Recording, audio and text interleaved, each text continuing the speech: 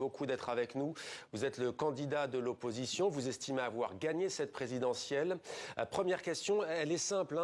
Qui est légitime pour diriger la République du Gabon ce soir, vous ou le général Brice Oligui Nguema? Alors, il faut situer les choses dans leur contexte. D'abord, ce n'est pas un coup d'État, c'est une révolution de palais. Oligui Nguema est le cousin d'Ali Bongo. Et la campagne, c'était 60 ans de Bongo, c'est trop. Les Bongo ont trouvé qu'il fallait mettre Ali Bongo de côté et poursuivre effectivement le système Bongo PDG. Et ils ont mis Oligui Nguema en avant. Derrière Oligui Nguema, nous savons qui est là. Donc c'est toujours le système Bongo qui continue, ce n'est pas un coup d'État. Qui est là derrière? Eh bien, derrière Oligui Nguema, il n'y a pas à chercher, c'est Pascaline Bongo qui est là, c'est tout. Donc Oligui Nguema n'est qu'un sous-fifre. Il y a derrière Oligui Nguema, Pascaline Bongo. Et le clan Bongo continue avec le pouvoir. Vous dénoncez donc une révolution de palais, c'est du népotisme selon vous? C'est une révolution de palais.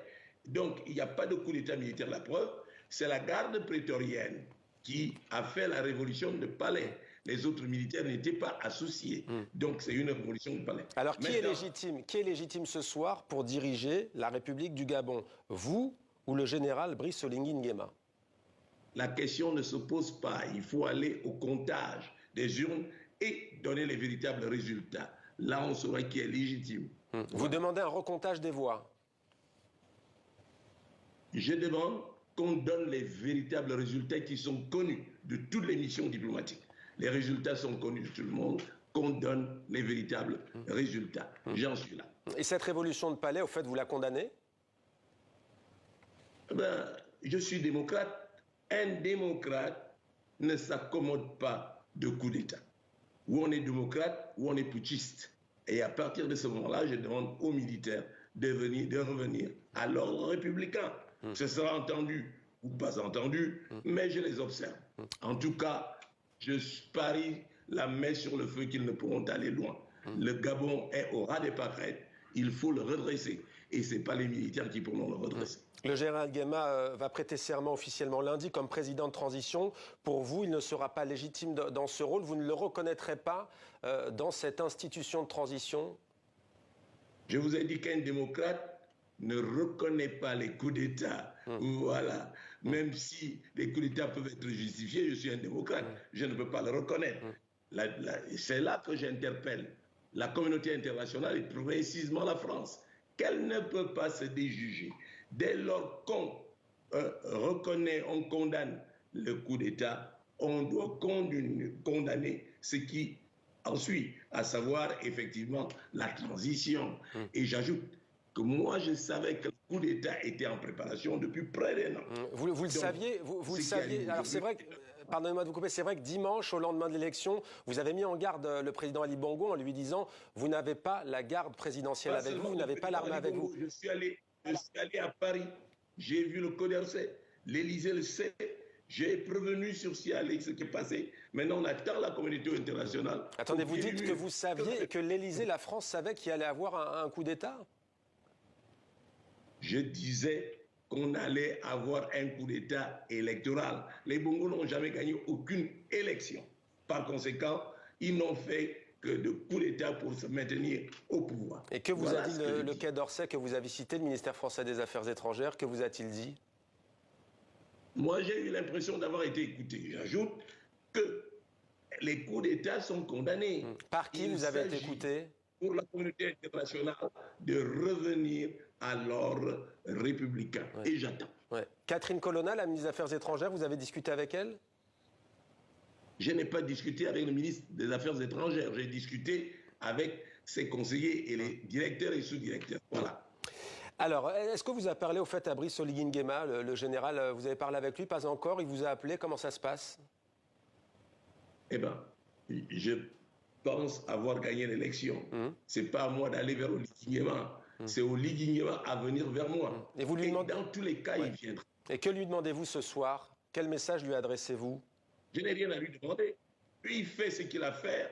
Moi, j'attends le retour à l'ordre républicain. chacun de nous sait ce qu'il a. Moi, j'ai avec moi le peuple gabonais à 80% et à lui de savoir sur quoi, sur quoi il compte. Ouais. On a vu des scènes de liesse aussi pour soutenir ce que vous appelez cette révolution de palais et ce coup d'État. Le peuple gabonais, en tout cas, de nombreux Gabonais sont avec ces militaires. Le problème, les Gabonais sont sortis dans la rue pour saluer le départ des Bongo. Mais j'ai dit effectivement que là, ils ont vu, ce n'est pas les Bongo qui sont partis, un Bongo a remplacé un Bongo. Ils vont devoir revenir à la réalité. Mais vous savez comment ça se passe en général quand il y a des militaires qui viennent à la télévision et qui annoncent qu'ils vont créer un conseil de transition. En général, c'est parti pour plusieurs semaines, plusieurs mois. Est-ce que vous ne redoutez pas que le temps joue en la faveur du général? Aucune armée au monde n'a jamais pu faire face. Aucune armée au monde n'a jamais pu faire face à une population qui est décidée. La population est la seule force qui démet les militaires. Et ça, c'est vu dans plusieurs pays. Moi, j'attends. Ouais. Vous n'avez pas peur? J'attends. Mais non, je n'ai pas peur. J'ai dit que j'étais prêt à mourir. S'ils veulent me tuer, ils n'ont qu'à tuer. Mais ils ne tueront pas la révolution qui est en train de se préparer. Le Gabon vaincra et les militaires seront mis de côté. Et le clan Bongo sera mis hors d'état de nuit. Un dernier mot pour finir, vous l'avez déjà évoqué, mais ce soir, que demandez-vous au président français Emmanuel Macron? On sait que les deux pays ont des liens particuliers. C'est l'ordre républicain. La France ne peut pas se diriger comme les autres pays de la communauté internationale. Dès lors qu'on condamne un coup d'État, on demande le retour à l'ordre républicain. Et la chose que je demande, c'est le comptage des voix. Et il y a un président légitime et légal. Et le Gabon pourra fonctionner. Voilà. Quel score avez-vous obtenu, au fait, selon vos chiffres? Eh ben, c'est pas à moi. Ah non, je suis très légaliste. C'est le conseil, le CGE qui est chargé de déclarer. J'ai les chiffres avec moi. Alors, il ne m'appartient pas de les déclarer. Ouais. Pourquoi vous ne les donnez pas? Pourquoi vous ne les donnez pas? Pourquoi vous ne les donnez pas? Mais parce que ce n'est pas mon rôle. Ouais. Mais vous avez, pas mon rôle. Mais vous avez gagné selon ces chiffres. C'est le CGE qui a compétence de donner les résultats. Et les militaires connaissent les résultats. Donc, qu'il libère le président du CGE qui devra donner les vrais résultats qui existent, que tout le monde connaît. Dernière question, est-ce que vous appelez aujourd'hui à la libération du président renversé Omar Bongo et de son épouse et de son fils? Ah non, c'est un problème familial. Moi, c'est le Gabon, ce n'est pas les problèmes familiaux.